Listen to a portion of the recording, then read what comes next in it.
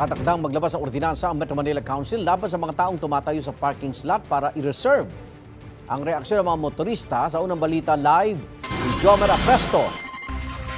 Jomer. Igan, good morning. Maraming motorista ang pabor na parusahan ang mga taong hahambalang para makapag-reserve ng parking slot. Narito ang aking report.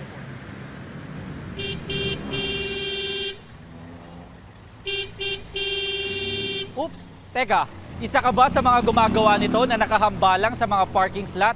Bawal na raw yan, sabi ng MMDA. Kaya ang plano nila ay gumawa ng ordinansa para parusahan ang mga tinatawag na human reserve parking. Ano naman kaya ang masasabi dito ng ibang mga motorista?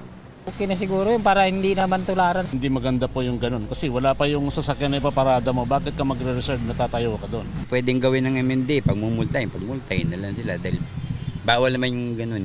Ang driver na si Mang Jimboy, naranasan na raw mismo ang ganyang eksena.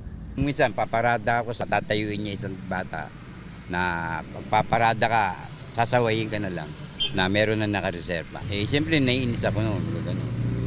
Wala naman may-ari niyan para tayuan mo yung ganun.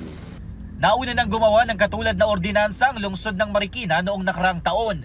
Base sa Ordinance Number 002 Series of 2023, ang mahuhuling nakatayo sa mga parking slot para i-reserve ito ay maaaring magmulta ng 1,000 pesos o 8-hour na community service. Ayon sa MMDA, ihahabol ng Metro Manila Council na maglabas ng bagong ordinansa para sa buong Metro Manila bago ang inaasahang Christmas rush.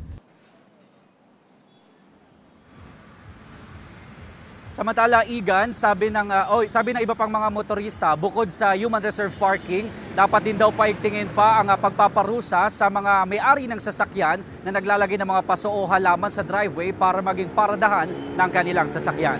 Live mula dito sa Maynila, ako po si Jomer Apresto para sa GMA Integrated News.